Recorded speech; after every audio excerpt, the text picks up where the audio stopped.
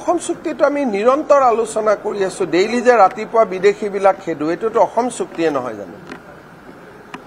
daily ৰাতিপুৱা যে বিদেশীক আমি উলিয়াই পঠাও এইটোতো অসম চুক্তিৰে ৰূপায়ণ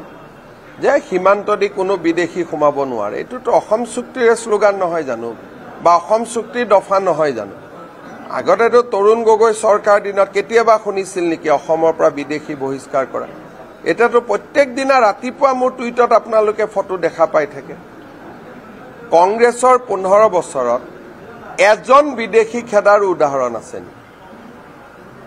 যে এজনক সীমা পাৰ কৰাই দিলো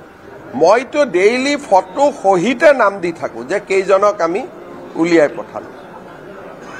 আজি 15 বছৰটোক অসমীয়া মানুহে ভাবিবই পৰা নাছিল যে বিদেশী অসমত সোমোৱাৰ পিছত খেদিব পাৰি ম্যাক্সিমাম জেলত থৈ দিয়ে পিছত জামিন লৈ ভাৰতীয় হৈ যায় আমিতো পুৰা সীমান্ত পাৰ কৰাই পঠিয়াই আছো না নাই পঠোৱা জানো আসাম টক্স আপোচবিহীন অসম কণ্ঠ